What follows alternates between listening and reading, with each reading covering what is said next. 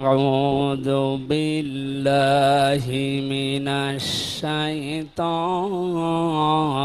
الرجيم. بسم الله الرحمن الرحيم.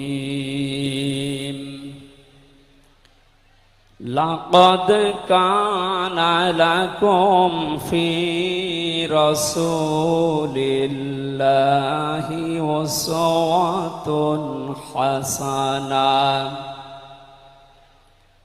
أسوة حسنة لمن كان يرجو الله واليوم الآخر وذكر الله كثيرا. صدقت يا ربنا. عن أبي هريرة رضي الله تعالى عنه قال قال النبي صلى الله عليه وسلم من مات ولم يخزو ولم يحدث به نفسه مات على شعبة من النفاق. رواه مسلم. وقال تعالى في شان حبيبي إن الله وملائكته يصلون على النبي يا أيها الذين آمنوا صلوا عليه وسلموا تسليما. জাতীয় সিরাত উদযাপন কমিটি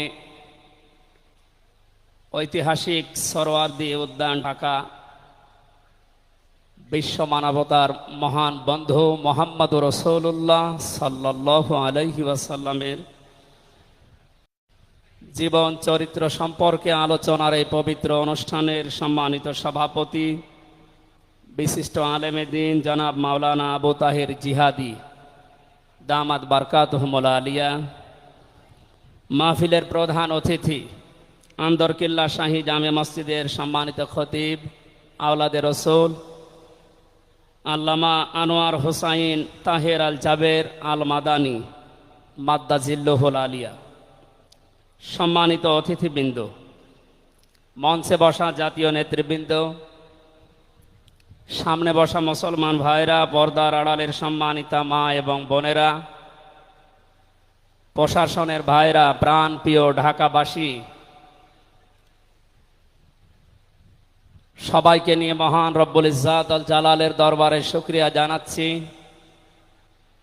যিনি মহামানবের জীবন চরিত্র সম্পর্কে আলোচনার এই পবিত্র অনুষ্ঠানে আমাদেরকে হাজির হওয়ার তৌফিক দিলেন। জবান খুলে বলছি আলহামদুলিল্লাহ। কথা বলার প্রথমে আমি স্মরণ করছি 2024 সালের আগস্টের 5 তারিখ পর্যন্ত যারা মুক্তভাবে কথা বলার পরিবেশ তৈরি করে দেওয়ার জন্য নিজের জীবন পর্যন্ত দিয়ে গেলেন, শাহাদতের সর্বোচ্চ মাকাম আল্লাহ যেন তাদেরকে দান করেন। আমরা কিছু ভিডিও দেখতে পাচ্ছি, অনেকে বলছে তারা শহীদ হয়নি, তারা নিজেদের বুককে গলির সামনে, অস্ত্রের সামনে পেতে আত্মহত্যা করেছে। তারা কাদের কাছ থেকে কি পেয়ে কি খেয়ে কথা বলছেন আমি জানি না। কোরআনে কারিমে আল্লাহ তাআলা 1500 বছর আগে জানিয়েছে। শহীদ এই শব্দটা আমাদের এই বাংলাদেশ, ভারত, পাকিস্তানে যেভাবে ব্যবহার হয়, এটা এত সস্তা বিষয় না, অনেক দামি বিষয়। শহীদদের ব্যাপারে কথা যেন মানুষ উল্টা পাল্টা না বলে, এজন্য মানুষের মুখের উপরে আল্লাহ নোটিশ জারি করে দিয়েছে। আল্লাহ পাক বলেন ওয়ালা তাকুলু লিমান ইউকতালু ফি সাবিলিল্লাহি আমওয়াত বাল আহইয়াউন ইনদা বাল আহইয়াউ ওয়ালাকিন লা তাশউরুন। সূরা বাকারার 154 নম্বর আয়াতে আমি যতগুলো তাফসীর পড়েছি সব মুফাসসির আয়াতের ব্যাপারে একই বক্তব্য দিয়েছেন। আল্লাহ পাক তামাম দুনিয়ার সব মানুষের মুখের উপরে নোটিশ দিয়েছেন, ওয়ালা তাকুলু, কেউ এ কথা বলবা না যে মানুষগুলো আমি আল্লাহর জন্য জীবন দিয়েছে এরা মারা গেছে, কথা কখনো বলবা না। কারণ তারা জীবিত এবং তারা, তোমরা এই বিষয়টা বোঝো না, উপলব্ধি করতে পারো না। মুখের পরে মানুষ যেহেতু অন্তর দিয়ে ধারণা করতে পারে, এই জন্য আল্লাহ হৃদয়ের উপরে অন্তরের উপরেও নোটিশ দিয়েছেন, ওয়ালা তাহসাবান্নাল্লাযীনা কুতিলু ফী সাবিলিল্লাহি আমওয়াতা বাল আহইয়াউন ইনদা রাব্বিহিম ইরযাকুন। সূরা আলে ইমরানের 169 নম্বর আয়াতে আল্লাহ জানিয়েছেন, মুখ দিয়ে তো বলাই যাবে না যে শহীদরা মারা গেছে, এমনকি অন্তরে ধারণাও আনবে না যে শহীদরা মারা গেছে, বরং তারা জীবিত এবং আমি আল্লাহর কাছে তারা রিজিক প্রাপ্ত হচ্ছে। বলেন আল্লাহু আকবার। এই আয়াতটা যে 100% বাস্তব। কিছুদিন আগে গিয়েছিলাম গাইবান্ধা, বাংলাদেশ ইসলামী ছাত্র শিবিরের সদস্য ছিলেন ভাইটা। আগস্টের 5 তারিখের আগে তিনি জীবন দিয়েছেন জালিমের বুলেটের সামনে। শহীদ সাব্বির হোসাইন, 1 মাস পরে তার কবর ভেঙে গিয়েছিল এই বৃষ্টির পানিতে। তাজা রক্ত কবর থেকে বের হতে দেখা গিয়েছে। একটা মানুষ যদি খাবার না খাবে তাহলে রক্ত পেল কোথায়?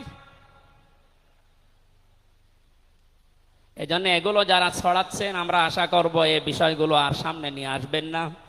আমরা কোরআনে কারিমের আয়াতের উপরে 100% বিশ্বাস করি এবং কথা বলি, জালেমের জুলুমের সামনে যারা নিজের জীবন পর্যন্ত দিয়ে গেলেন আগস্টের 5 তারিখের আগ পর্যন্ত, প্রত্যেকেই শহীদ যাদের ঈমান আছে, এবং আল্লাহ তাদেরকে যেন শাহাদাতের সর্বোচ্চ মাকাম দান করেন। বলেন আমিন। কোথায় ছিলাম আমরা আর কোথায় আছি এখনো বাস্তবতা টের পান না। কিছুদিন আগে বাংলাদেশ জামাত ইসলামের কেন্দ্রীয় আমিরে জামাত ডক্টর শফিকুর রহমান কুষ্টিয়াতে গিয়েছিলেন। প্রায় 5000 মানুষকে নিয়ে তিনি একটা অনুষ্ঠান করলেন, যারা 16 জন শহীদ হয়েছিল কুষ্টিয়ায়। বাংলাদেশ জামাত ইসলামের পক্ষ থেকে 2 লক্ষ করে টাকা তাদের পরিবারের হাতে তিনি তুলে দিলেন। প্রায় 2.5-3 ঘন্টায় অনুষ্ঠানগুলো আমরা দেখলাম। বলেন তো, আগস্টের 5 তারিখের আগে 5000 না, এরকম মানুষ যদি 5 জন এক জায়গায় হইতো 14টা মামলা হয়ে যেত। কোথায় ছিলাম আমরা আর কোথায় এখন পৌঁছিয়েছি, এরপরও যদি এটাকে কেউ নিয়ামত মনে না করে। গতকালকের একটা জরিপ আমি পেয়েছি, বাংলাদেশে 100 জনের 14 জন এখনো পর্যন্ত,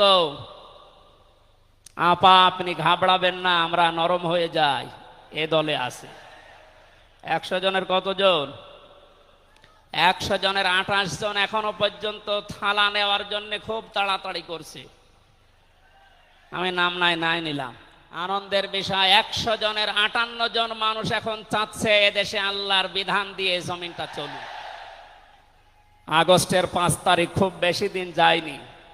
এই কয়েকদিনের ব্যবধানে যদি এই অবস্থা সৃষ্টি হয়, এই জন্য আমার মনে হচ্ছে এদেশের অনেক মুনাফিকেরা বুঝে ফেলেছে বিষয়টা, এজন্য খুব তাড়াতাড়ি করছে যে থালা আমাদের হাতে দেন।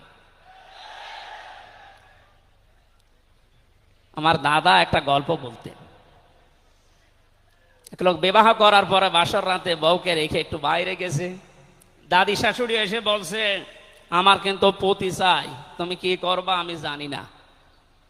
নতুন বউ ডাক দিয়ে বলছে, দাদি শাশুড়ি আমার একটু সময় দেন, আপনার পতি হবে, অসুবিধা নেই।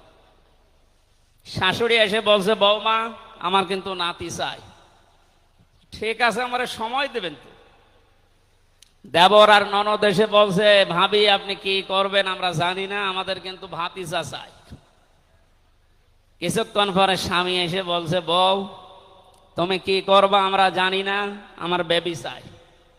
বউ মাথা উঁচু করে বলছে, তোমরা কি সব পাগলের বংশ? আমার এখনো কিছুই হয়নি, এরপরে 10 মাস 10 দিন সময় লাগবে, তারপরে কারো বেবি চাই, কারো ভাতিজা চাই, কারো নাতি চাই, সব হবে। আমারে তো সময় দেবেন নাকি? 15.5 বছরে যে জঞ্জাল তৈরি হয়ে আছে, 1-1.5 মাসে পরিষ্কার করা সম্ভব? আপনি কি মনে করেন? যারাই দায়িত্ব পেয়েছে ছাত্র জনতার হাত থেকে, দেশের মানুষের হাত থেকে, তাদেরকে তো একটু সময় দেবেন নাকি? কুষ্টিয়াতে বাংলাদেশ জামাতে ইসলামের শ্রদ্ধাভাজন আমির উনি সাংবাদিকদের জানিয়েছেন, আমরা সম্মানজনক এবং যুক্তিপূর্ণ সময় তাদেরকে দিতে চাই, যেন দিনের ভোট আর রাতে না হয়। কথা বলেন না কেন? সুতরাং সম্মানজনক সময় নিয়ে তারা ঠিক ব্যবস্থা করবে। যারা খুব তাড়াতাড়ি করছেন, 10 মাস 10 দিন সময় দেবেন না, এমনিতেই বেবি উনি কি ফ্লাক্সি লোড করে নিয়ে আসবে বাড়ি থেকে। সুতরাং আমরা চাচ্ছি, সংস্কার যখন আরম্ভ হয়েছে দেশে, 1628টা চেয়ার আছে এই দেশের মেন চেয়ার, এই চেয়ার না, যিনি পালিয়েছে তার চেয়ার থেকে শুরু করে এদেশের ওসি সাহেবের চেয়ার পর্যন্ত আপনি গণনা করবেন, 1628টা চেয়ার হয়। আমরা চাই খুব তাড়াতাড়ি যারা দায়িত্বে আছেন এই 1628টা চেয়ার যেন খুব তাড়াতাড়ি পরিবর্তন করা হয়, কারণ এগুলো সব ওই জালেমদের দোষ। এগুলো পাল্টিয়ে বৈষম্যের শিকার হয়ে 15.5 বছর যারা ওএসডি হয়েছিলেন, যারা নিজেদের চেয়ার পর্যন্ত পৌঁছাতে পারে নাই, আমরা চাই তাদেরকে এই সমস্ত জায়গাগুলোতে দেওয়া হোক। জালেমদেরকে আল্লাহ হেদায়েত দেয় না, তার বাস্তব প্রমাণ কালকের একটা কল রেকর্ড। একজনের জন্মদিন নাকি গোপালগঞ্জে পালন করতে দেয়নি এক ওসি সাহেব, এই জন্য বাইরের দেশ থেকে তাকে হুমকি দিচ্ছে যে তার নাম লিস্ট করে রাখো, আমি যদি কোনোদিন আসি তার খবর করব। আমি কথাটা শোনার পরে মিলালাম, আল্লাহু লা ইয়াহদিল কওমাজ জালিমিন। আল্লাহ যে ইহদি দিয়েছেন মোজারে, বর্তমান ভবিষ্যৎ, প্রেজেন্ট ফিউচার, আল্লাহ তাআলা জানিয়েছেন যে আমি জালেমদেরকে হেদায়েত দিচ্ছি না, দেবও না। কালকের কল রেকর্ড শোনার পরে আমার মনে হচ্ছে ওনার কপালে হেদায়েত নেই এবং আল্লাহ দেবেও না। নয়তো এত কিছু হওয়ার পরেও এই লোকটা হুমকি দিতে পারে, আপনার বিশ্বাস হয়? হেদায়েত চাই না, কারণ আমরা হেদায়েত চাইলেও আল্লাহ দেবেন না। জালেমদের হেদায়েত দেবেন না, আল্লাহ নিজে জানিয়েছেন। কারণ জালেমদের বিরুদ্ধে মামলা দায়ের করবে আল্লাহ নিজে। এটা আমি বানালাম। সূরা শূরা 25 নম্বর পারা 6 নম্বর পৃষ্ঠার 13 নম্বর লাইনের 42 নম্বর আয়াতে আছে, ইন্নামাস সাবিলু আলাল্লাযিনা ইয়াযলিমুনান নাস ইলা আখির আয়া।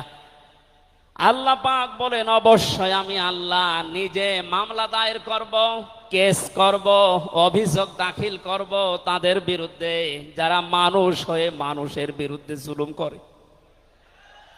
আল্লাহ ইয়াজলিমুন আল মুসলিমুনা দেননি যে মুসলমানদের উপরে যারা জুলুম করে, ইয়াজলিমুন আন নাস দিয়েছেন যারা মানুষের উপরে জুলুম করে, অত্যাচার করে। এরা আমির হামজার মামলার আসামি না, এরা সরাসরি আল্লাহর মামলার আসামি।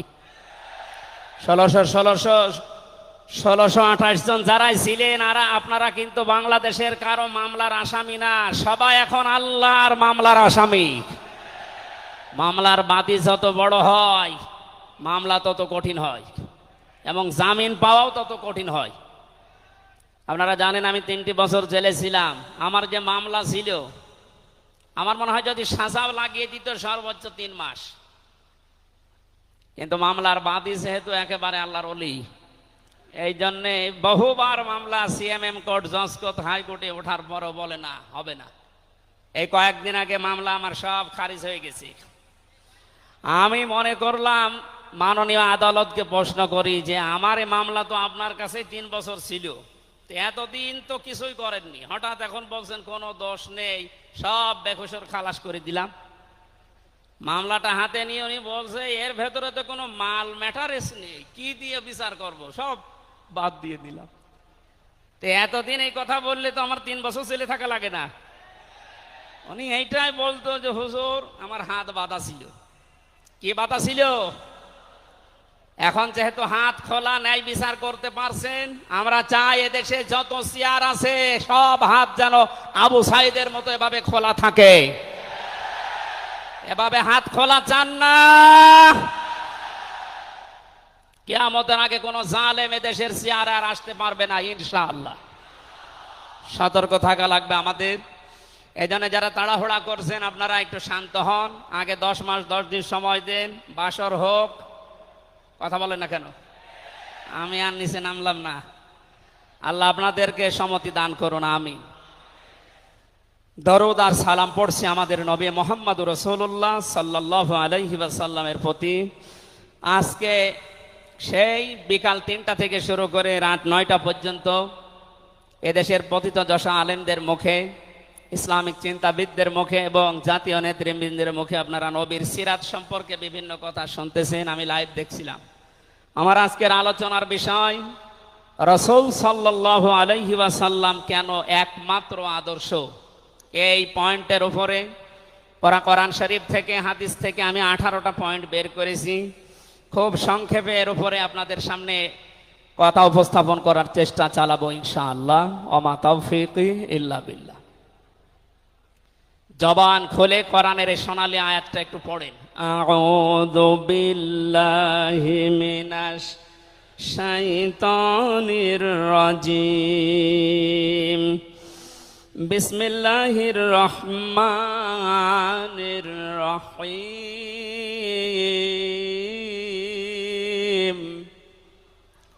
লাকাদ কানা লাকুম ফি রাসূলিল্লাহি উসওয়াতুন হাসানাহ। সাদাকতা ইয়া রাব্বানা। সূরা আহজাব 21 নম্বর আয়াতের প্রথম অংশ আমরা তেলাওয়াত করলাম। আমার আলোচনার বিষয় হচ্ছে বিশ্বনবী কেন একমাত্র আদর্শ। এ পৃথিবীতে বহু মানুষকে আমরা আদর্শের সৈনিক হওয়ার ঘোষণা দিতে শুনি, তারা স্লোগান পর্যন্ত দেয় আমরা সবাই অমক সেনা, ভয় করি না বুলেট বোমা। আজকের আলোচনার পর এটা ক্লিয়ার হবে, বিশ্বনবী বাদ দিয়ে অন্য কারো আদর্শের সেনার ঘোষণা যদি কেউ দেয়, এ মারা গেলে নবীর সুপারিশ থেকে বঞ্চিত ও চির জাহান্নামী। আমরা যেহেতু মানুষ এবং আমরা মুসলিম, আমরা জাহান্নামে যেতে চাই না। এই ছোট্ট ভুলের কারণে এই ভুলটা আজকে শুধরিয়ে নেব ইনশাআল্লাহ। সূরা আহজাব কোন সূরা বলেন তো? এটা ক্লাস চলছে, ছাত্রের মতো জবাব দেবে। আহজাব শব্দের শাব্দিক অর্থ দল সমূহ। এর এক বচনে হচ্ছে হিজবুন। হিজবুন মানে দল। পৃথিবীতে দল আছে 2টা। প্রশ্ন আসতে পারে বাংলাদেশে প্রায় 73টার উপরে দল, আর দল 2টা মানে? হ্যাঁ, দল একটা হচ্ছে আল্লাহর দল, একটা হচ্ছে শয়তানের দল। আমরা সামনে বিস্তারিত এই 2টা দলের উপরে কথা বলবো ইনশাআল্লাহ। দল করা লাগবে এই ঘোষণা আমির হামজার না আল্লাহর? এই শব্দটা শুনলে অনেকে মানধাত আমলের দিকে নিয়ে যায়। আপনি আলেম মানুষ, হুজুর মানুষ, ইমাম সাহেব মানুষ, আপনি দল দাঁড়িয়ে এগুলো করবেন কেন? কোরআনে কারিমের যদি কেউ একটা আয়াত অবিশ্বাস করে, আর ইমান থাকার কথা। আল্লাহ পাক বলেন ওয়ালতাকুম মিনকুম উম্মাতুন, তোমাদের ভেতরে অবশ্যই একটা দল থাকতেই হবে। তাহলে দল এই শব্দটা কোরআনে আছে না নেই? দল এই বাংলায় নেই, কিন্তু উম্মাতুন এই শব্দ তো আছে। আমি সেই দিন গাইবান্ধায় ওই দিন আলোচনা করার পরে একজন মুসলিম হয়েছিল, জিজ্ঞাসা করলাম। পরবর্তীতে ওই দিন আলোচনার বিষয় ছিল ভোট। উনি শিক্ষিত মানুষ, আমারে জিজ্ঞাসা করছে আপনি ভোট এই শব্দ নিয়ে আসলেন, কোরআনে হাদিসে এই শব্দ আছে? এটা তো আরবি। হ্যাঁ আছে। আমানাত শব্দটা কোরআনে আছে। তাফসিরে মারিফুল কোরআন আল্লামা শফি রহমতুল্লাহ আলাইহি আমানতের প্রায় 19টা অর্থ দিয়েছেন। তার ভেতরে অন্যতম অর্থ হচ্ছে ভোট দেওয়া, রায় দেওয়া, সমর্থন দেওয়া। সুতরাং কেউ যদি ভোট এটাকে দুনিয়ার কোনো বিষয় মনে করে এড়িয়ে যায়, সে কিন্তু মরণের পরে ধরা খাবে। কথা বলেন, আমরা আখেরাতে আদালতে ধরা খেতে চাই, আমরা বাঁচতে চাই। সুতরাং দল মাস্ট বি, করাই লাগবে। যে দলের কর্মসূচি দুইটা, তারা ভালো কাজে আদেশ করবে, অন্যায় কাজে বাধা দেবে। আল্লাহর ভাষা এরাই হচ্ছে সফল কাম দল। এদেশে যত দল আছে এই দুইটি কর্মসূচি কারা পালন করে আপনি অবশ্যই দেখতে পাচ্ছেন। আপনার বিবেকের কাছে প্রশ্ন করে আপনি সামনে আগাবেন ইনশাআল্লাহ। তাহলে নবীজি আমাদের জন্য একমাত্র আদর্শ কেন? এর 1 নম্বরে আমি পেয়েছি তার জীবনটা আমাদের কাছে পরিষ্কার। এই কারণে পৃথিবীতে আমরা যত নেতা নেত্রীকে মেনে চলতে দেখি, যে কোনো রাজনৈতিক দলের নেতা নেত্রী আপনি হন, ওই রাজনৈতিক দলে যাকে মানেন তার চরিত্র জীবন আপনার কাছে কিন্তু পরিষ্কার না। কথা বলে না কেন? আমি নাম ধরেই বলছি, আওয়ামী লীগ যারা করতেন, এখন আওয়ামী লীগ দেশে আছে কিনা আমি জানি না, আছে বললাম ওই যে 14%, ওরাও এখনো পর্যন্ত তওবা করে ফিরে আসার চেষ্টায় আছে। আল্লাহ যেন তাদেরকে তাওফিক দেন।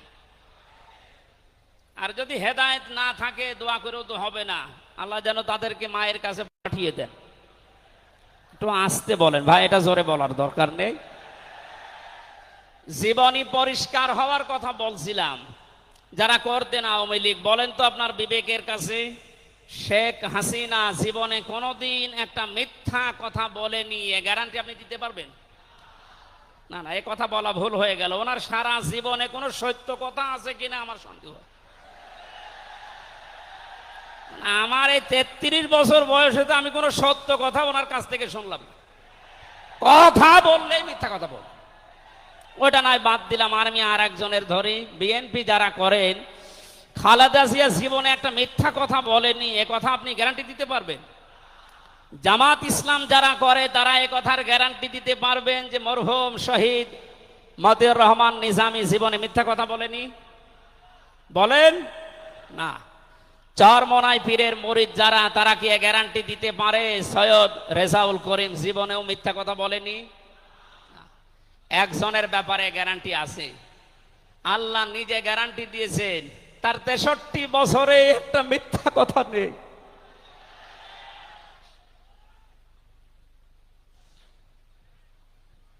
এই জন্য বিশ্বনবী আমাদের একমাত্র আদর্শ হওয়ার কারণ এই যে জীবনে 63 বছরে একটাও মিথ্যা কথা বলেননি। জোরে বলেন আল্লাহু আকবার। এটা যে কত বড় বিষয় আপনি চিন্তা করলে আপনি চিন্তার রেখা শেষ করতে পারবেন না। আমাদের দিনের ভেতরে 24 ঘন্টায় কত মিথ্যা আসে, আর তার পুরা 63 বছরের জীবনে একটা মিথ্যা কথা তিনি বলেননি। 2 নম্বরে পেয়েছি আমি, তিনি উন্নত চরিত্রের অধিকারী ছিলেন। এমন চরিত্র আল্লাহ তাকে দিয়েছিলেন। আমি 3 জন নবীর নাম পেয়েছি, আল্লাহর নামের সাথে তাদের নাম আল্লাহ মিলিয়ে দিয়েছেন। হযরত ইসমাঈল আলাইহিস সালামকে আল্লাহ ডাক দিয়েছিলেন গোলামিন হালিম, আমার সহনশীল বান্দা। হযরত ইসহাক নবীকে আল্লাহ বলেছিলেন গোলামিন আলিম, আমার জ্ঞানী বান্দা। আর মুহাম্মদুর রাসূলুল্লাহকে আল্লাহ ডাক দিয়েছেন ওয়া ইন্নাকা লাআলা খুলুকিন আযীম। জোরে বলেন আল্লাহু আকবার। 3 নম্বরে পেয়েছি আমি সূরা ইউনূসের 58 নম্বর আয়াতে আল্লাহ তাআলা জানিয়েছেন বিশ্ব নবী তোমাদের জন্য একমাত্র আদর্শ হওয়ার কারণ তিনি শ্রেষ্ঠ সম্পদ। কুল বিফাদলিল্লাহি ওয়া বিরহমাতিহি ফাবিযালিকা ফালিয়াফরাহু হুয়া খায়রুম মিম্মা ইয়াজমাউন। নবী আপনি বলুন, তামাম দুনিয়ার মানুষেরা যা গেইন করে, যা অ্যাচিভ করে, যা অর্জন করে, যা কিছু পেয়ে আনন্দে আছে, আমি আল্লাহর কাছে এই পৃথিবীর শ্রেষ্ঠ সম্পদ হচ্ছে আপনি। জোরে বলেন আল্লাহু আকবার। সুতরাং আপনার আদর্শ পেয়েছে যারা, সে মানুষগুলো যেন আনন্দে থাকে, তারা যেন খুশি হয়। এজন্য আগস্টের 5 তারিখের আগ পর্যন্ত এদেশের 100 জনের মাত্র 15 জন মানুষ বিশ্ব নবীকে একমাত্র আদর্শ মানতেন, তারা খুশি ছিলেন, রাজি ছিলেন। মাত্র 1 মাস কয়েক দিনের ব্যবধানে এই যে 100 জনের এখন 58 জন মানুষ বিশ্ব নবী ছাড়া আর কাউকে বুঝতে চাচ্ছে না। সময়টা যেতে দেন, দেশের 100 জনের 100 জন মানুষ চাইবে বিশ্ব নবী ছাড়া কারো আদর্শ মানি না। সংক্ষেপ করছে আমাদের প্রধান অতিথি এসে পড়েছেন, এই জন্য 4 নম্বরে পেয়েছি এই পৃথিবীর ময়দানে বিশ্ব নবী মুহাম্মদুর রাসূলুল্লাহ হচ্ছেন আল্লাহর পক্ষ থেকে আমাদের জন্য, বিশেষ করে মুমিনদের জন্য সবচাইতে বড় অনুগ্রহ। সূরা আলে ইমরানের 164 নম্বর আয়াতে আল্লাহ ঘোষণা দিচ্ছেন, লাকাদ মান্নাল্লাহু আলাল মুমিনিনা ইয লাকাদ মান্নাল্লাহু আলাল মুমিনিনা ইয বাআসা ফীহিম রাসূলা ইলা আখিরি আয়া। অবশ্যই মুমিনদের জন্য এই পৃথিবীর ময়দানে বিশ্বনবী মুহাম্মদুর রাসূলুল্লাহ আল্লাহর পক্ষ থেকে একটা অনুগ্রহ। আমরা এক একটা আয়াতের ভেতরে বিভিন্ন তাফসীর অনুযায়ী যত কথা আল্লাহ জানিয়েছেন নবীর সম্পর্কে, এই প্রচন্ড গরম আপনাদের কষ্ট হবে যেন আমি খুব সামারাইজ করছি। 6 নম্বরে পৃথিবীর ময়দানে বিশ্বনবী একমাত্র আদর্শ হওয়ার পেছনে কারণ এই, তিনি গোটা জাহানের জন্য ছিলেন একমাত্র রহমত। সূরা আম্বিয়ার 107 নম্বর আয়াতে আল্লাহ এই ঘোষণা দিয়েছেন, ওমা আরসালনাকা ইল্লা রাহমাতাল লিল আলামিন। বলেন আল্লাহু আকবার। আল্লাহ আলম বলেন না যে শুধু পৃথিবীর জন্য, আলামিন যত জগৎ আল্লাহ বাজিয়েছেন আর যত জগতে আল্লাহর যত সৃষ্টি আছে, এতানাজ্জালুল আমরু বাইনাহুন্না, প্রতিটি জগতে ওই সৃষ্টি অনুযায়ী আল্লাহর বিধিবিধান নাজিল হচ্ছে। যেখানেই যেই সৃষ্টি আছে প্রত্যেকটা সৃষ্টির জন্য মুহাম্মদুর রাসূলুল্লাহ হচ্ছেন আল্লাহর পক্ষ থেকে রহমত। বলেন সুবহানাল্লাহ।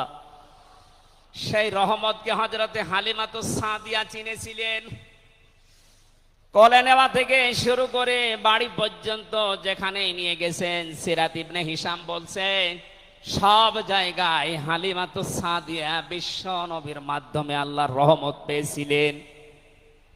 সিরাত বিশ্বকোষের ভেতরে পেয়েছি আল্লাহর নবীকে হযরতে হালিমাতুস সাদিয়া যেদিন কোলে তুলে নিলেন, হযরতে হালিমা বলেন আমার স্তনে দুধ ছিল না, মুহাম্মদুর রাসূলুল্লাহকে কোলে নেওয়ার সঙ্গে সঙ্গে আমাদের স্তন, আমার স্তন দুইটাই দুধে পরিপূর্ণ হয়ে গেছে। আমি ডান স্তন তাকে দিলাম, তিনি পান করলেন, বাম স্তন তাকে দিয়েছি, সঙ্গে সঙ্গে তিনি মুখ বের করে নিলেন। হযরতে হালিমা বলেন আমি একবার, দুইবার, 3 বার মুহাম্মদুর রাসূলুল্লাহর মুখে আমার স্তন দিয়েছিলাম, 3 বারই মুহাম্মদ সাল্লাল্লাহু আলাইহি সাল্লাম স্তন থেকে মুখ বের করে নিয়েছেন। চোখের ইশারা দিয়ে যেন আমাকে বসাতে চাই, মা হালিমা জোর করেন কেন? ডান স্তন এটা আমার অধিকার ছিল, আমি পান করেছি। বাম স্তন এটা আমার অধিকার না, আমি জানি আপনার একটা সন্তান আছে, তার নাম আব্দুল্লাহ, এটা আমার দুধ ভাই আব্দুল্লাহর অধিকার। ও মা হালিমা, পৃথিবীতে আমি ভাইয়ের হক নষ্ট করার জন্য আসি না, এসেছি ভাইয়ের হক ফিরিয়ে দেওয়ার জন্য। ঢাকাবাসী যেই নবী মায়ের কোলে বসে ভাইয়ের হক নষ্ট করেন নাই এই রবিউল আউয়াল মাসে, সেই নবীর উম্মত আমরা এখন যারা দাবি করছি, অধিকাংশ গুলোই দেখতে পাই যত বড় হচ্ছি তত ভাইয়ের হক মারার জম হচ্ছি। এটা তো রবিউল আউয়ালের শিক্ষা ছিল না। হযরতে হালিমা বলেন তাকে যে গাধার উপরে তুললাম, দুর্বল ছিল, সঙ্গে সঙ্গে সবল হয়ে গেছে। বাড়িতে পৌঁছাতে দেরি, কুয়ায় পানি ছিল না, কুয়া ভর্তি হয়ে গেছে। খেজুর গাছে খেজুর ছিল না, বিশ্ব নবী মোহাম্মদ রাসূলুল্লাহ যেহেতু রহমত, আমার খেজুর গাছে খেজুর পরিপূর্ণ হয়ে গেছে। সুতরাং ওনাকে যেখানেই নেওয়া হয় সেখানে যদি রহমত আসে, আমাদের এই মাথা থেকে পা পর্যন্ত, রান্নাঘর থেকে আন্তর্জাতিক জীবন পর্যন্ত, আজকের এই সিরাত অনুষ্ঠানে যদি সিদ্ধান্ত নিয়ে যেতে পারি সব জায়গায় তাকে ছাড়া কাউকে মানব না, অবশ্যই আল্লাহ পাকে 56,000 বর্গ মাইল রহমত বরকত দিয়ে ভরে দেবেন। কথা বলেন ঠিক কিনা? আল্লাহ যেন এটা দেন আমাদের মাধ্যমে, বলেন আমিন। 6 নাম্বারটা 7 নাম্বারটা খুব গুরুত্বপূর্ণ, এইটার ব্যাখ্যা করার জন্য আমি 8-10 মিনিট সময় নিলাম, একটু খেয়াল করবেন। বিশ্বনবী আমাদের একমাত্র আদর্শ, এই কারণে 7 নাম্বার পয়েন্টে আমি কোরআন থেকে নিয়েছি। গণা মাপের গ্যারান্টি শুধু তার আদর্শ অনুসরণের মাধ্যমে। পৃথিবীতে বহু মানুষ আছে, বহু বিশ্ব নেতার দাবি অনেকে করছে, অনেকে বিশ্ব মানবতার দাবি করছে, অথচ বিশ্ব নেতা হওয়ার জন্য যে 7টা কোয়ালিটি লাগে আমরা অধিকাংশ মানুষের ভেতরে পাই না, আন্দাজে শুধু ঢোল বাজায়। এ পৃথিবীতে বিশ্ব নেতার দাবি করতে পারেন নবীরা, রাসূলরা, কথা বলেন ঠিক কিনা? এই পৃথিবীতে বিশ্ব নেতৃত্ব দেওয়ার দাবি করতে পারে নবী রাসূলরা, এ কথার সাথে একমত আছেন? আমরা একজন নবীর নাম বলছি, হযরত ঈসা রূহুল্লাহ। তিনি জন্মের পরে তার জাতির লোকেরা তাকে অবৈধ, হারামজাদা, এরকম উল্টা পাল্টা নাম দিয়ে ডাকতো। হযরতে মরিয়ম আলাইহিস সালামের কাছে যখন জিজ্ঞাসা করেছে জাতির লোকেরা বিয়ে হয়নি, সন্তান পেলে কোথায়, খুব খেয়াল করে শুনবেন। হযরতে মরিয়ম ইশারা দিয়েছিলেন দোলনার দিকে, ফাশারাত ইলাইহি ক্বালু কাইফা নুকাল্লিমু মান কানা ফিল মাহদি সাবিয়্যা। তিনি ইশারা দিয়ে বললেন, এই যে দোলনায় যে ছেলেটা আছে ওকে জিজ্ঞাসা করো ওর জন্মের পরিচয় বলতে পারবে। ওরা বলছে ছোট্ট বাচ্চা কথা বলবে কি করে? সঙ্গে সঙ্গে দোলনা থেকে হযরতে ঈসা তার এই জাতির লোকের এই কথার উত্তর দিয়েছেন, জবাব দিয়েছেন, ক্বালা ইন্নী আবদুল্লাহ আতানিয়াল কিতাবা ওয়া জাআলানি নাবিয়্যা ওয়া জাআলানি মুবারাকান আইনামা কুনতু ওয়া আওসানি বিস-সালাতি ওয়াজ-যাকাতি মা দুমতু হাইয়্যা। বলেন আল্লাহু আকবার। দোলনা থেকে হযরত ঈসা বললেন, আমি অবৈধ সন্তান না, আমি জারজ না, আমি আল্লাহর বান্দা।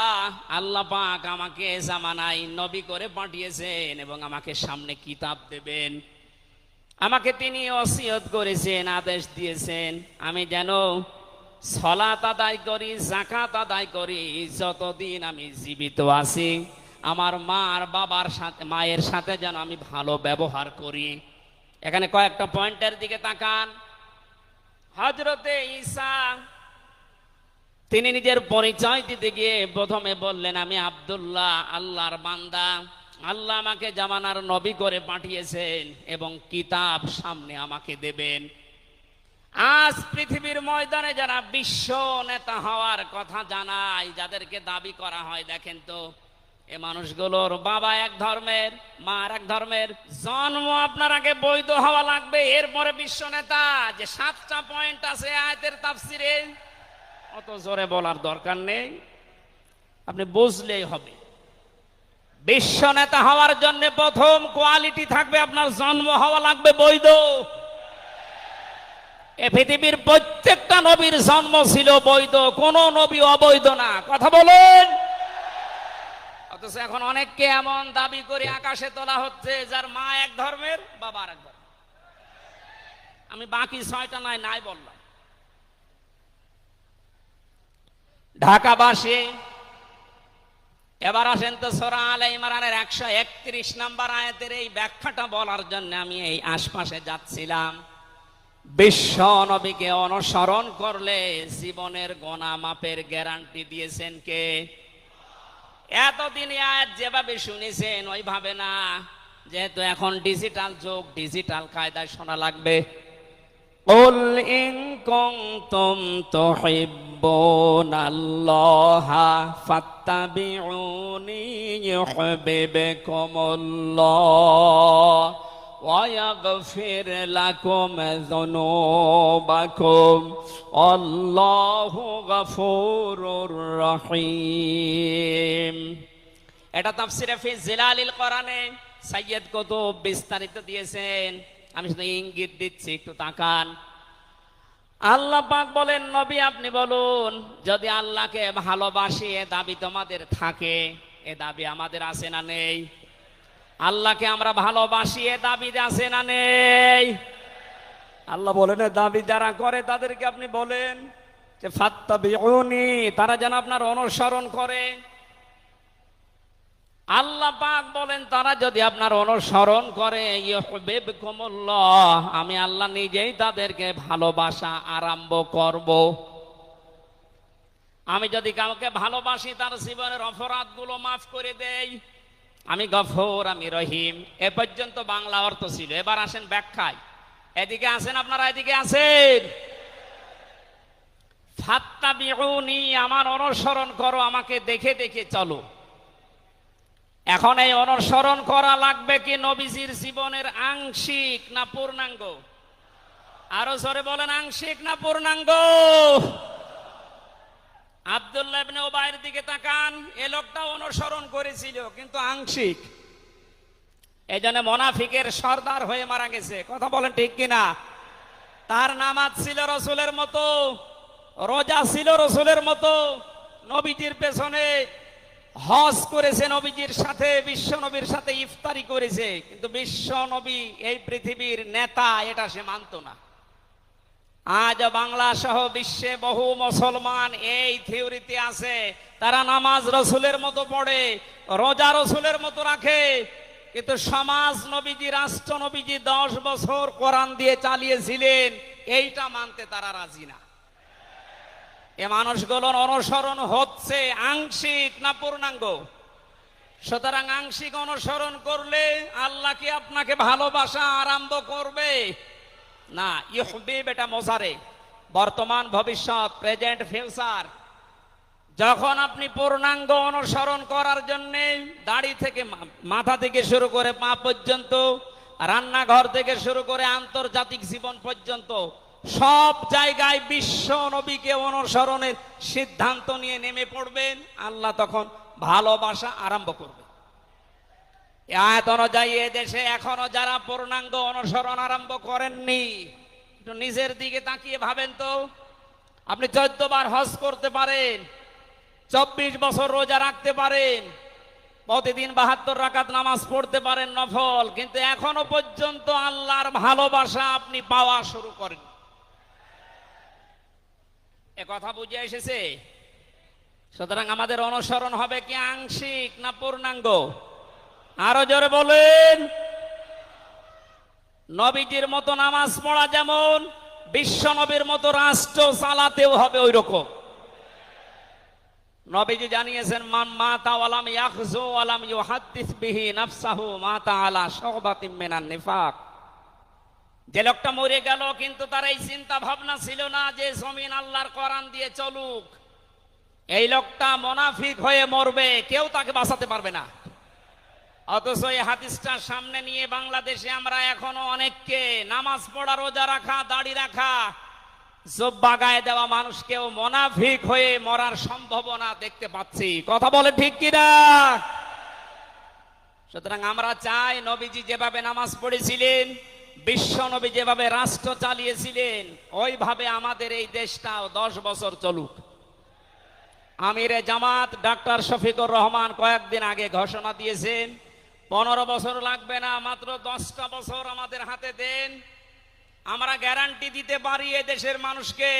9টা পয়েন্ট ওখানে উনি দিয়েছেন, সবগুলোর বাস্তবায়ন করে এই 16 কোটি মানুষকে উনি দেখাবেন। এটাকে আজ অনেকে রাজনীতি মনে করে উল্টাপাল্টা দিকে নিয়ে যাচ্ছেন। আমার বিশ্ববিদ্যালয়ে থাকাকালীন এক দুষ্টু বন্ধু ছিল। 10 বছর নবী কোরআন দিয়ে রাষ্ট্র চালিয়ে বলতে পেরেছিলেন খায়রুল কুরুনি করনি, আমার যুগ শ্রেষ্ঠ যুগ। আমাদের দেশটা 53 বছর স্বাধীন হয়েছে, 1 বছরও কোরআন দিয়ে চলেছে। এই জন্য তো কোনো জিনিস নিরাপদ না। আমার ছোট দাদা উনি বলছিলেন যে হজে যাওয়ার পরে দেখি একটা ঘড়ি পড়ে আছে, মোবাইল ঘড়ি। চিন্তা করলাম নেব না, মনের ভেতরে ভয়, যদি ধরা পড়ে যায় তাহলে তো মানুষ, এ দেশে তো ধরা পড়লে আবার হাত কেটে দেবে। দেশে যাওয়ার পরে মানুষ বলবে হাজী সাহেব চোর। এই ভয়তে নিলাম না। কি করি, অতক্ষণ দাঁড়িয়ে থেকে কেউ নেয়ও না, কারো পায়ের নিচে পড়ে আবার নষ্ট হয়ে যাবে। তুলে নিলাম এদিক ওদিকে তাকিয়ে। হারানো জিনিস যেখানে জমা দেয় ওই জায়গায় জমা দিলাম। ওনারে জিজ্ঞাসা করলাম, ভাই মোবাইলের দাম কেমন হবে? উনি আমারে বলছে, ইয়া হাজিউল হজ্জা তাইনা বিলা দোকা, হে হাজি দেশ কোথায়? দাদা বলে, জি তুমেন বাংলাদেশ। বাংলাদেশ থেকে এসেছি।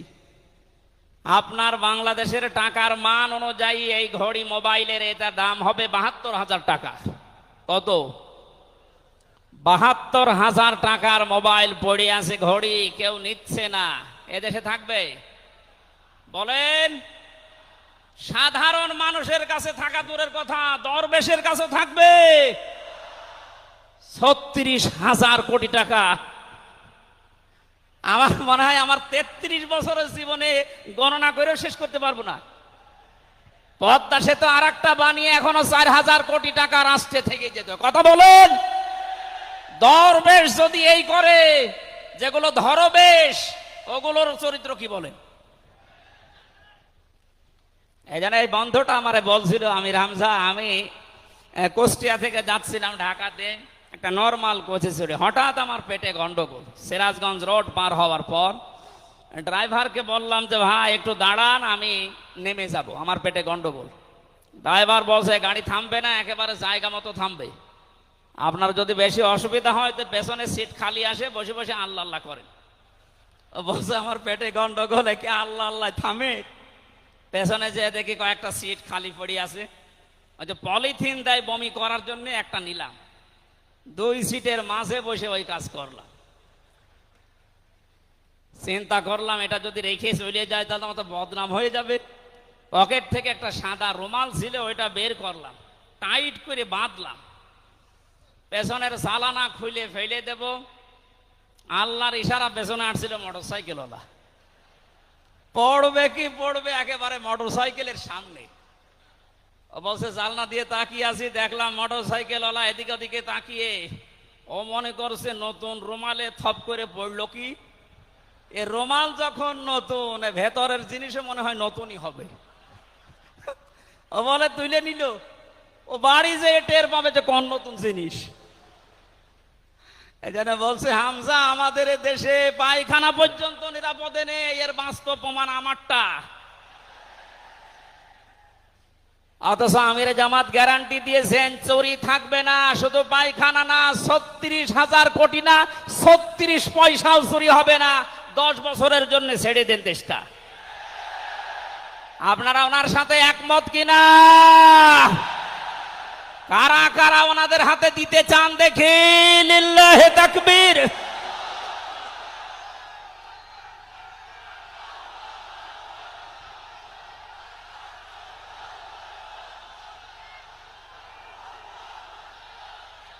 আলহামদুলিল্লাহ ভাই, এটা রেকর্ড হচ্ছে। এটা শুধু এই সামিয়ানার নিচে নেই, 18 কোটি মানুষ শুনতেছে। যারা এই ময়দানের থেকে হাত তোলা দেখে তারাও হাত তুলেছে। আমরা চাই এই হাত যেন আল্লাহর জন্য আপনারা তোলেন, মানুষকে দেখানোর জন্য না। সুতরাং আমরা যদি বিশ্ব নবী মুহাম্মদুর রাসূলুল্লাহর অনুসরণ আংশিক করি, আল্লাহর ভালোবাসা পাওয়া এখনো আমরা আরম্ভ করিনি। এই হিসাবে দেশের অনেক পীর, অনেক ইমাম, অনেক খতিব, অনেক আলেম, অনেক জনতা এখনো আল্লাহর ভালোবাসা পাওয়া আরম্ভ করেনি। গোনা মাফ, জান্নাত তো দূরের কথা।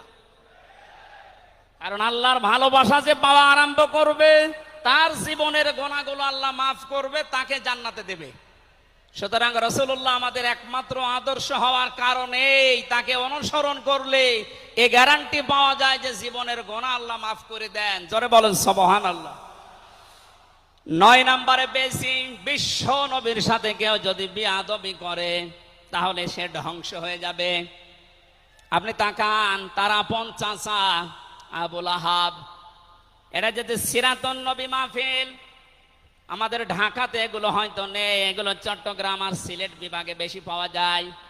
রবিউল আউয়াল মাস আজকে শেষ, এ মাস আসলেই অনেককে দেখি নবীর জন্ম নিয়ে, নবীর মিলাদ নিয়ে আনন্দে আত্মহারা হয়ে যায়। পরিষ্কার ভাষায় বলছি, বাংলার মানুষেরা, নবীর মহাব্বত, নবীর ভালোবাসা মাস্ট বি লাগবেই, কিন্তু নবীর জন্ম নিয়ে, নবীর মিলাদ নিয়ে যদি কেউ শুধু আনন্দ করে মেতে থাকে, নবীর আদর্শর কোনো খোঁজ নেই, আপনি এই মুহূর্তে জেনে নিতে পারেন যে আপনি জাহান্নামী। তার প্রমাণ নবীদের আপন চাচা আবু লাহাব আর আবু তালেব। এই দুইজন চাচা নবীর আদর্শ পেয়ে খুশি ছিল না, তারা নবীর জন্ম পেয়ে খুশি ছিল। নবীর মিলাদে, নবীর জন্মে তারা এত খুশি হয়েছিল, আবু লাহাব নিজের কাজের মেয়েকে পর্যন্ত আজাদ করে দিয়েছিল। আবু তালিব নিজের সন্তান হযরতে আলীকেও কাছে রাখতো না। আল্লাহর নবীর জন্মে লোকটা এত বেশি খুশি হয়েছিল, যতদিন পর্যন্ত তার আন্ডারে ছিল নবীজি, ততদিন নিজের ছেলে বাদ দিয়ে বিশ্ব নবীকে কাছে রেখে ঘুমাতো। অথচ তাদের পুরা দুইজনের জীবন আমি পড়ে দেখেছি। দুইজন চাচা, বিশ্বনবী মুহাম্মদুর রাসূলুল্লাহর দুইজন চাচা শুধু নবীর জন্ম মিলাদ নিয়ে আনন্দে ছিল, আদর্শ পেয়ে তারা আনন্দ করে নাই, মেনে নেয় নাই, জন্য দুইজনেই জাহান্নামী। বলেন নাউজুবিল্লাহ। সিস্টেম অপর পৃষ্ঠায় দেখুন, আরো দুইজন চাচার নাম আমরা জানি, হযরতে হামজা, হযরতে আব্বাস রাদিয়াল্লাহু তাআলা আনহুমা। এই দুইজন চাচা শুধু নবীর জন্মে মিলাদে খুশি ছিলেন না, তারা নবীর আদর্শ পেয়ে খুশি হয়েছিলেন, এই জন্য দুইজনেই জান্নাতি। বলেন সুবহানাল্লাহ। হযরতে হামজা, হযরতে আব্বাস যে জান্নাতে গেছে কোনো সন্দেহ আছে? আল্লাহ কোরআনের আয়াত নাযিল করেছেন তাদের নামে, রাদিয়াল্লাহু আনহুম ওয়া রাদু আন। আল্লাহ পাক বলেন আমি তাদের উপরে রাজি হয়ে গেছি যেমন তারা আমার উপরে রাজি। সুতরাং হযরতে আব্বাস, হযরতে হামজা দুইজনেই নবীর আদর্শ মানার কারণে জান্নাতি। আমরা এদের মতো হতে চাই। বলেন আমিন। এখানে একটা কথা আছে, হযরতে হামজা আব্বাস রাদিয়াল্লাহু তাআলা আনহু, তিনি কিন্তু অনেক আগে মুসলমান হয়েছিলেন, গোপনে কিন্তু প্রকাশ করেননি। এই মাসলাটা বলছি এই কারণে, 152 জন সমন্বয়কের ভেতরে 108 জন বাংলাদেশ ইসলামী ছাত্র শিবিরের নেতা এবং পরীক্ষিত কর্মী। তারা আজ অনেক জালেম এবং অনেক মুনাফিক পর্যন্ত, এমন অনেক আলেম নামে জালেম পর্যন্ত এই বিষদগার করছে। নাম যেহেতু দেখেছে ছাত্র শিবির, এই জন্য তাদের এই চুলকানি। কেন ওরা এতদিন পরিচয় প্রকাশ না করে এই কাজ করলো? ওরা মুনাফিক, ওরা শয়তান।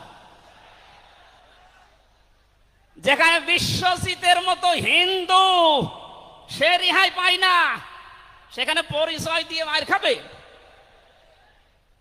সুতরাং সাদিক সাহেব এবং এস এম ফরাদ ভাই সহ যারা পরিচয় গোপন করে এই জালেমের বিদায়ের জন্য এই বিপ্লব আমাদেরকে এনে দিয়েছেন, তাদেরকে প্রত্যেক থানায়, জেলায়, রাজধানীতে সংবর্ধনা দেওয়া দরকার। তারা এটা এমনিতেই করে নাই, তারা হযরতে আব্বাসের জীবন থেকে করেছে। অথচ হযরত আব্বাস রাসূলের বিরুদ্ধে বদরের ময়দানে বিরুদ্ধে যুদ্ধ করার জন্য আবু জাহেলের পক্ষ নিয়ে গিয়েছিল, অথচ তিনি ওই সময় মুসলমান। তার মানে নিজের পরিচয় গোপন করে বাস্তবতার নিরিখে স্থান কাল পাত্র ভেদে একটা কৌশল, এটা একটা হেকমা। ও জীবনে কোরআনই পড়ে নাই, হাদিস পড়ে নাই, ও ফতোয়া দিচ্ছে যে এ হচ্ছে মুনাফিক। এই জন্য ওনারা যা করেছে, আমি এখানে 9টা পয়েন্ট এনেছিলাম। সাদিক সাহেব ভাই সহ এস এম ফরাদ ভাই সহ 108 জন যা করেছে সব নবীদের থেকে, নবীর মাদের থেকে, নবীর সাহাবীদের থেকে, নবীদের চাচার থেকে শিক্ষা নিয়ে এই হিকমতটা অবলম্বন করেছে। আল্লাহ তাদেরকে যেন সর্বোচ্চ মাকাম দান করেন, বলেন আমিন। বেয়াদবি করলে যে মানুষের জীবন ধ্বংস হয়ে যায় রাসূলের সাথে, তার প্রমাণ পেয়েছি নবীর এই চাচা আবু লাহাবের জীবন থেকে। বিশ্ব নবী যখন সাফা মারওয়া এই পাহাড়ের উপরে উঠে দাওয়াত দিচ্ছিলেন, এই লোকটা ডাক দিয়ে বলেছে, তাব্বালাকা লিহাজা জামাতানা ইয়া মুহাম্মদ, হে মুহাম্মদ তুমি ধ্বংস হয়ে যাও। তাফসিরের কিতাবে সূরা লাহাবের তাফসিরে পড়েছে, আবু লাহাব মুহাম্মদুর রাসূলুল্লাহকে শুধু ধ্বংস হয়ে যা এ কথা বলে নাই। সামনে একটা পাথর ছিল, পাথরটা হাতে নিয়ে নবীজির দিকে এভাবে নিক্ষেপ করেছিল। ঢাকাবাসী খুব খেয়াল করে শোনেন, এখানে আমার দুইটা পয়েন্ট আছে। আবু লাহাব 1500 বছর আগে মুহাম্মদুর রাসূলুল্লাহর দিকে যে পাথর নিক্ষেপ করেছিল, তাফসিরে ফি জিলালিল কোরআন মুফাসসির লিখেছেন সাইয়্যিদ কুতুব, যে নবীজির সামনে পাথরটা পড়েছিল, নবীজির শরীরে লাগে নাই। আল্লাহ পাক সঙ্গে সঙ্গে তার জন্য কোরআনের আয়াত নাজিল করলেন, শুধু এই হাতের জন্য না, তাব্বাত ইয়াদা আবি লাহাবি ওয়া তাব। ইয়াদানে ছিল শব্দটা, ইয়াদাদি বচন আল্লাহ দিয়েছেন, অথচ আবু লাহাব পাথর নিক্ষেপ করেছিল কয় হাত দিয়ে? আরো জোরে আরেকবার বলেন। আল্লাহ যে তার দুই হাতই ধ্বংস করে দিলেন। জবাব দিয়েছেন মুফাসসির এইভাবে, আবু লাহাব যদিও এভাবে পাথর নিক্ষেপ করেছিল এক হাত দিয়ে, কিন্তু তার বাম হাত একটু নড়াচড়া করে সাপোর্ট দিয়েছিল। আপনি যদি এখান থেকে একটা কোনো কিছু নিক্ষেপ করেন এভাবে, এই হাত দিয়ে শুধু কাজ হবে না, এই হাতও নড়াচড়া করে সাপোর্ট দেবে। আল্লাহ এইটাও সহ্য করেন নাই। নবীজির বিরুদ্ধে যারা অবস্থান নিয়েছে, যে যতটুকু তার সাথে যারা সাহায্যে ছিল, সহযোগিতায় ছিল, আল্লাহ তাদেরকেও ধ্বংস করে দিয়েছেন। এই 15.5 বছরে আল্লাহর নবীর আদর্শকে, তার শিক্ষাকে, শিক্ষা ব্যবস্থা থেকে ডাইরেক্ট ডান হাতের মতো, অনেকে বাম হাতের মতো পেছন দরজা দিয়ে নাড়াচাড়া করে উল্টিয়ে ফেলেছিলেন। এই কথা বলেন না কেন? হযরতে আবু বকর আর নবীজির সেই সারে গারে সুরের সেই ঘটনাটা আমাদের শিক্ষা ব্যবস্থা এখন আর নেই, এগুলো তুলে ওখানে বাবার জীবনী বসিয়েছেন। সুতরাং নবীজিকে যারা আঘাত দিয়ে শিক্ষা ব্যবস্থা থেকে 96% মুসলমানের এই দেশে নবীর আদর্শ বাদ দিয়ে অন্য কাউকে যারা বসাতে চেয়েছিলেন, যারা ডাইরেক্ট এগুলো করেছিলেন, যেগুলো মন্ত্রণালয়ের দায়িত্বে ছিল, বাম হাত দিয়ে যারা পেছন দরজা দিয়ে নাড়াচাড়া দিয়েছেন, উপদেষ্টা মণ্ডলের ভেতরে 2 জন আছে, তারা সমকামিতা প্রমোট করছেন, আমরা শুনতে পাচ্ছি। পাঠ্যপুস্তকে যে পরিবর্ধন আনার চেষ্টায় আছেন, 96% মুসলমান কিন্তু ঘুমিয়ে যায়নি, এরা এখনো জেগে আছে। আমিরে জামাত কুষ্টিয়ায় সেদিন ঘোষণা দিয়েছে, দেশের মুসলমানেরা এখন আর 5 তারিখের আগের মতো ঘুমিয়ে নেই, সব সজাগ আছি আমরা। আরো জোরে বলেন। সুতরাং যারা ডান হাত দিয়ে চেষ্টা করছেন আল্লাহ বিরোধী, রাসূল বিরোধী, মানবতা বিরোধী এই কাজগুলোকে প্রমোট করার জন্য, বাস্তবায়নের জন্য, আর পেছনের দরজা দিয়ে যারা বিভিন্ন নাম নিয়ে আবু লাহাবের বাম হাতের মতো নাড়াচাড়া দিচ্ছেন, আল্লাহ পাক যদি ধরে আবু লাহাবের মতো ডান হাত বাম হাত সব কিন্তু ধ্বংস করে ছাড়বে। এই জন্য আমরা সাবধান বাণী উচ্চারণ করছি। এগুলোই যারা আছেন, আমি নাম নিলাম না, ছাত্র জনতা যেভাবে আপনাদেরকে উপদেষ্টা বানিয়েছে, আপনি 152 জনের 108 জনের দেখতে পারছেন না। এই মানুষগুলো কি চাই? 108 জন না, আমি 152 জনের সাথে যোগাযোগ রেখে দেখেছি, সবাই চায় এদেশে আল্লাহর বিধান চালু হোক। এই রবিউল আউয়াল মাসে রাসূলের চরিত্র যেভাবে শুনি, ওটা যেন বাস্তবে দেখতে পাই, সেটা চালু হোক। 53 বছর তো দেখলে বাবা চালিয়েছিল, দুর্ভিক্ষে মরিছে অনেকে, আমি দেখি না, আমার তো 33 বছর, এ মুরব্বীরা দেখেছি। স্বামী চালিয়েছিল, অনেকের চাচা চালিয়েছে 9 বছর, ভাবি চালিয়েছে, এমনকি বউ চালিয়েছে, এটা তো দেখলাম। এখন শুধুমাত্র কোরআন দিয়ে চললে, নবীর আদর্শ দিয়ে চললে দেশটা কেমন দেখা যায় এটা দেখতে বাকি আছে। এটা আপনারা দেখতে চান না সামনে? আমার জীবনের সবচাইতে বড় শখ, আকাঙ্ক্ষা, তামান্না এইটা, চর্ম চোখে যেন আল্লাহ আমাকে দেখায় যে 56,000 বর্গ মাইল তার কালাম দিয়ে চলছে। এটা দিয়ে চললে যে কেমন দেখা যায়, এটা মিনি জান্নাত হয়ে যাবে। আপনি বিশ্বাস করেন এটা মিনি জান্নাত হয়ে যাবে। অনেকের এখনো পর্যন্ত শ্বশুর ভয় দেখাচ্ছে। আমির জামাত সেদিন বলেনি যে শ্বশুর ভয় দেখাচ্ছে মেয়েদেরকে যে তোমাদের ঘর বন্দি করে রাখবে। অনেকে যারা ডাইল খায়, মামা বাবা খায়, লাল পানি খায়, এরা কি খাবে? দেশটা যদি কোরআন দিয়ে চলে, নবীর আদর্শ দিয়ে চলে, পুরা দেশটা হয়ে যাবে মসজিদের মতো। মসজিদে প্রবেশ করলে যত বড় বিড়ি খোর হোক, যত বড় ডাইল খোর হোক, যত বড় বাবা খোর হোক, আর লাল পানি যেই খায়, ওই পরিবেশে গেলে কেউ কি চাইবে যে একটু লাল পানি খাই? কারণ পরিবেশটাই রহমত দিয়ে ভরপুর। কথা বলেন ঠিক কিনা?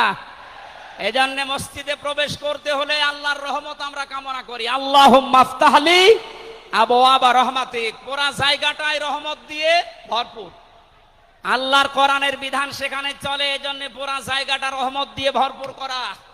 এই দেশটায় যদি আল্লাহর বিধান চালু হয়, রাসূলের আদর্শ চালু করতে পারি আমরা, পুরা দেশটা হয়ে যাবে মসজিদের মতো। তখন আর লাল পানি খেতে, বিড়ি খেতে আপনার মনে চাইবে না ইনশাআল্লাহ। আপনি জান্নাতি হয়ে মারা যেতে পারবেন, এই গ্যারান্টি আমরা দিতে পারি। সুতরাং আমরা রাসূলের সাথে কোনো বিয়াদবি যেন না করি।